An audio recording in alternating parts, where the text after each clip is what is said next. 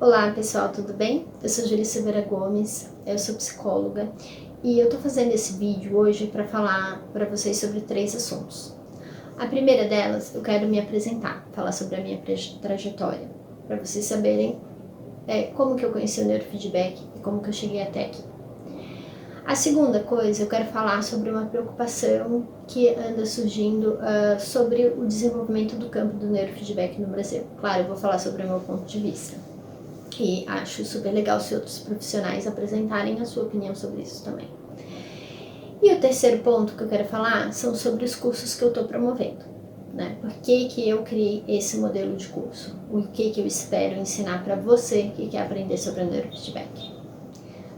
Número 1. Eu sou Júlia Silveira Gomes, eu sou psicóloga.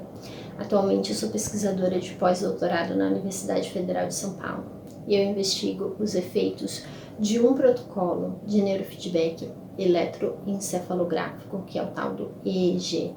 Né? É um protocolo específico para um padrão de ondas específicos nos sintomas negativos, que é um conjunto de sintomas com algumas características em pessoas após o primeiro episódio psicótico. Antes disso, eu fiz o doutorado nessa mesma instituição, na Universidade Federal de São Paulo, então eu sou doutora em ciências pelo Departamento de Psiquiatria e Psicologia Médica. Eu investiguei os efeitos das técnicas de neuromodulação em pessoas com esquizofrenia. Sim, porque o neurofeedback ele pode ser encarado como uma estratégia de neuromodulação baseada no condicionamento operante, ou seja, é uma neuromodulação volitiva, onde há uma intencionalidade da pessoa em se autorregular e através disso obter os efeitos da neuromodulação. Então, no meu doutorado, eu fiz um ensaio aberto, comparando os efeitos da técnica HEG, que é neurofeedback hemoencefalográfico, em pessoas com esquizofrenia e em controles saudáveis. Eu também fiz um ensaio clínico randomizado de estimulação transcraniana por corrente contínua em pacientes com esquizofrenia. Então, eram pacientes que recebiam estimulação ativa e alguns pacientes recebiam estimulação placebo. E eu também fiz um ensaio na verdade, não foi um ensaio, eu também fiz um estudo de caso com estimulação do nervo trigêmeo em uma paciente que apresentava alucinação olfativa, uma paciente com esquizofrenia que apresentava alucinação olfativa. Nessa época eu participei de outras pesquisas na área de neuromodulação, estimulação transcraniana por corrente contínua, estimulação do nervo vago, enfim, foi uma época, assim, foi um período muito legal de muito trabalho nessa área de neuromodulação. Antes disso, eu fiz o mestrado na Universidade Federal de Santa Catarina. Eu investiguei os efeitos que os diferentes padrões de olhos de personagens de filmes de animação provocam na resposta psicofisiológica de crianças. E antes disso, eu fiz a minha graduação também na Universidade Federal de Santa Catarina. Já na graduação, eu mensurava as respostas psicofisiológicas para entender essa interação entre as reações fisiológicas e os aspectos psíquicos e vice-versa. Então, no final da minha graduação e no início do mestrado, eu comecei a estudar o biofeedback e logo depois eu comecei a estudar o neurofeedback. Conheci o professor Peter Van Dusen, da Brain Trainer, e nós tínhamos um grupo de estudos na Universidade Federal de Santa Catarina e chamamos o Peter para ensinar para a gente a técnica dele de neurofeedback. Foi super legal, foi o meu primeiro contato com a técnica, aprendi bastante com essa experiência. Na época eu tinha a empresa que se chamava Sinapse e promovia alguns cursos de neurofeedback com o professor Peter, mais ou menos até 2010. Depois disso, eu comecei a trabalhar também com o método da Italis, que é do Adrian Van Dusen, filho do Peter, que tinha uma proposta um pouco diferente, enfim, são estratégias de intervenção um pouco diferentes. Depois de trabalhar com o Adrian, eu comecei a estudar o EEG quantitativo. Como foi? Eu e o Silvio Aguiar, meu grande amigo, a gente tem bastante coisas, bastante trabalho juntos. Fomos pro Arizona fazer um curso com o professor Leslie Shirley. Foi um curso particular, então esse curso em específico não foi um curso aberto que outros profissionais possam ter feito. A gente fez um curso só nós dois com ele e mais um profissional colega, o Bara. E foi super bacana, foi meu primeiro contato com o EEG quantitativo e eu aprendi a utilizar o equipamento que se chama Mizar e o software WinEEG. É um equipamento russo super bacana, tive uma boa experiência trabalhando com esse equipamento. Logo depois eu trabalhei com supervisão com a professora Cynthia Kerson, uma professora incrível, aprendi muito com ela. Também fiz algumas supervisões com o Santiago Brand, super legal, o curso dele é muito bacana, valeu muito a pena fazer. E também fiz o curso do professor Antônio Mourão. Claro, isso ao longo de anos, mas o curso do professor Antônio é fantástico, não tenho o que falar. Então, eu tenho estudado o neurofeedback de várias formas, desde a utilização de sistemas com poucos canais até a utilização de sistemas com muitos canais, que são os EEGs quantitativos. E eu faço, inclusive, pesquisa utilizando essas medidas eletrofisiológicas nesses modelos de intervenção. Então, agora, eu queria falar para vocês sobre o segundo ponto dessa minha conversa, que é sobre o desenvolvimento do campo do neurofeedback no Brasil.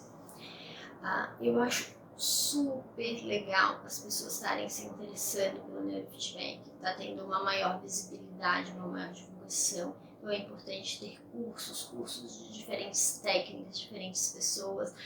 Da mesma forma que eu aprendi com várias pessoas, é importante que você aprenda com várias pessoas e que filtre as informações que são importantes. Quais são os problemas que estão acontecendo?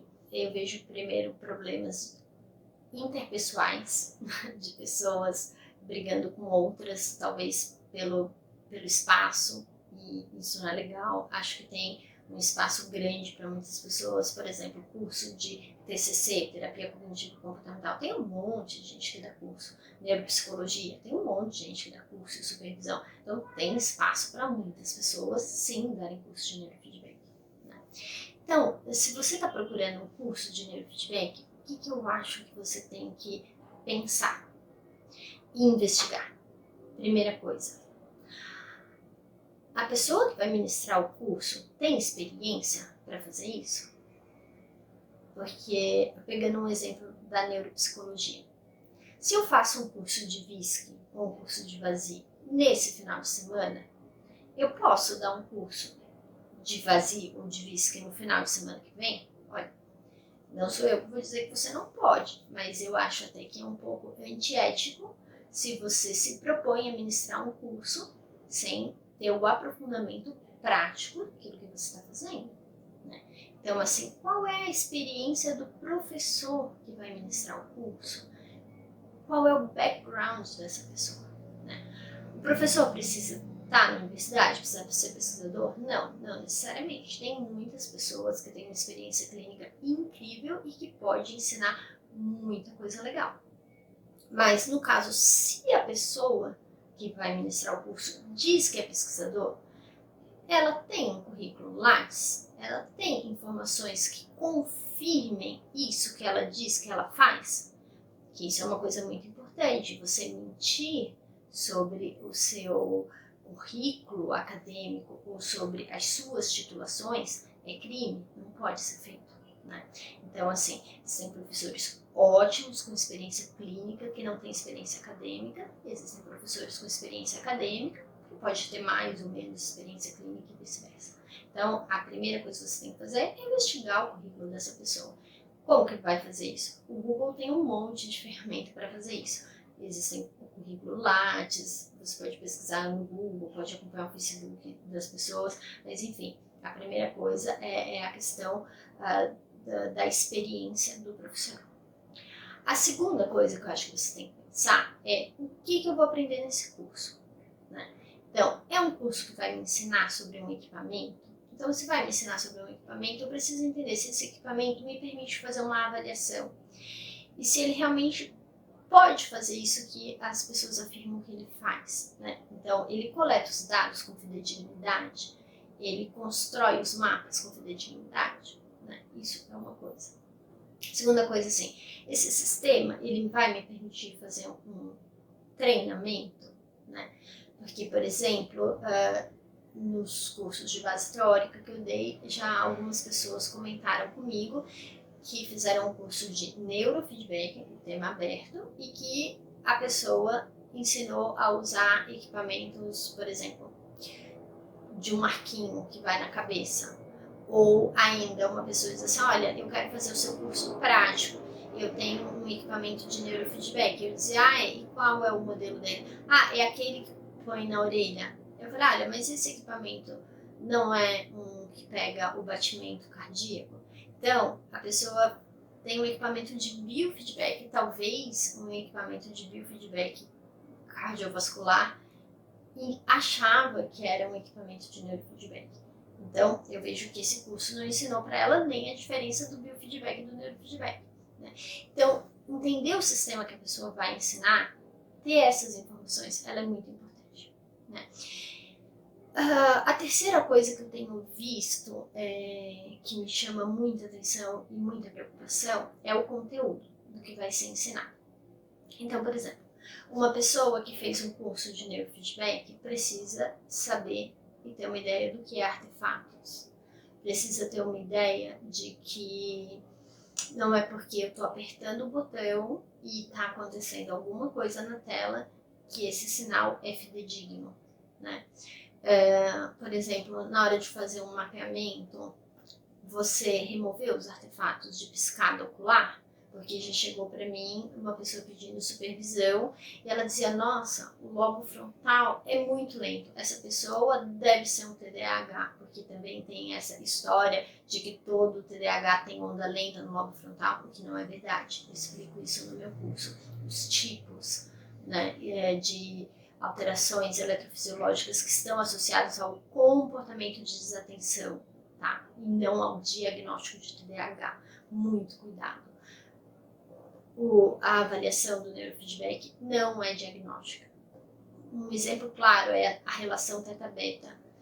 Já nos Estados Unidos lançaram até um equipamento que faz a avaliação teta-beta, da razão teta-beta, e eles queriam usar isso como um marcador para TDAH. Mas hoje já se sabe que, por exemplo, existem pessoas que têm um comportamento de desatenção, que quando você faz uma avaliação clínica com base no DSM, ou faz uma avaliação neuropsicológica, ela apresenta comportamentos de desatenção que fecham o diagnóstico para TDAH, mas que no caso ela não tem uma alta razão teta-beta, ela tem uma razão teta-beta na média, mas ela pode, por exemplo, não fazer a inibição de alfa com abertura ocular. Isso pode estar associado, sim, ao comportamento de desatenção. Outra coisa que ela pode fazer são fusos de beta, o beta spindle. Então, isso também pode aumentar o comportamento de distratibilidade. Então, entender sobre essas nuances é super importante. Então, o curso, ele precisa ensinar essa base teórica, essas informações. Então, o que eu sugiro é que você pergunte para as pessoas que já fizeram o curso, né? Então, se você vai fazer um curso, pergunte para as pessoas, pesquise pessoas que já fizeram esse curso e peça a opinião delas. Pergunte sobre o conteúdo, veja o que as pessoas falam sobre isso. E entrando nesse aspecto de cursos, eu quero falar sobre o terceiro item, que são os cursos que eu ministro. Então, com essa experiência desde 2009, 2010, promovendo cursos junto com outros professores, assistindo cursos de outras pessoas, o que eu percebi? A gente precisa de duas coisas para aprender a fazer neurofeedback. A primeira delas é a base teórica, em eletrofisiologia, em funcionamento do cérebro, em comportamento. É muito importante. Adianta eu vim fazer um curso para aprender um sistema, aprender a coletar o dado, se eu não souber nem o que é um artefato, ou se eu não souber, por exemplo, a diferença de uma onda alfa e de uma onda teta? Não adianta, porque você vai ficar perdido. Então, quando eu montei o curso, eu pensei nesse aspecto de ter um curso conceitual, que ele é a base, ele é o inicial para todos os outros cursos. e eu montei o curso de aprofundamento teórico. Por que eu não chamo de curso introdutório de neurofeedback e sim de aprofundamento teórico? Porque muitas pessoas que já trabalham com alguns sistemas, eles participaram do meu curso e falaram, nossa, eu não sabia dessa informação. Então, a ideia do curso é apresentar mais aprofundadamente, com mais detalhes, alguns conceitos em eletrofisiologia, em funcionamento do cérebro, até mesmo sobre hemodinâmica, quando a gente fala do tema do HEG. Né? Após fazer o curso de aprofundamento teórico, a pessoa pode participar do curso prático. Né? E aí, hoje eu trabalho com 2 sistemas. Eu trabalho com o método da ITALIS, onde eu ensino como compreender os dados obtidos através de uma avaliação com poucos canais, de 2 em 2 canais. É um método, é um estilo, e você pode derivar algumas conclusões a partir disso e outras não, elas são limitadas. E eu também tenho o curso do Neurospectrum, que é de um equipamento de 19 canais, é um equipamento revendido pela empresa Candel, e eu tenho uma parceria com eles nessa área de cursos. Então, o curso do Neurospectrum, ele trabalha com o EEG quantitativo. Então, o Neurospectrum, ele tem um software próprio para avaliação e tem um software próprio para treinamento. O que acontece? O Neurospectrum, ele não foi criado para o neurofeedback. Ele é um sistema de eletroencefalografia. Né? Inclusive a empresa Candel tem vários outros aparelhos para estimulação transcraniana, enfim. Mas por ser um sistema de eletroencefalografia, ele tem várias medidas que às vezes a gente não vai usar para o neurofeedback. Né? Então, como eu vou saber qual medida eu vou usar? Então, isso é o que eu vou abordar no curso. Ele vai ser um curso muito prático, onde as pessoas vão coletar os dados e vão entender cada um dos indicadores, aprender a mexer no software e aprender quais são os indicadores que eu não devo dar atenção, porque ele não tem o tipo de processamento que é através da transformada rápida de Fourier, que vai me ajudar a tirar os insights. Mas, antes de fazer os gráficos da transformada rápida, a gente tem que reconhecer o sinal, por exemplo, se ele tem artefato, se ele está bem coletado, é o que eu chamo de inspeção visual. E também para tentar entender se existem algum padrão que pode não estar dentro da normalidade e que me faria encaminhar esse paciente para um neurologista para uma análise mais detalhada. Então é isso, esse é o recado que eu queria dar para vocês, falar um pouquinho sobre mim, falar um pouquinho sobre a minha preocupação no campo, sobre o que eu acho que vocês têm que investigar e falar um pouquinho sobre os cursos que eu vou ministrar. Então nesse post eu vou deixar algumas informações para vocês sobre os cursos, sobre alguns links que vocês possam consultar e pegar mais informações. Vocês também podem me enviar um e-mail para julie@julieneurofeedback.com e eu vou ter o maior prazer em responder. Ou então você deixa um comentário abaixo e aí a gente vai conversando sobre todas essas coisas que eu falei, tá bom? Um abraço e bom carnaval!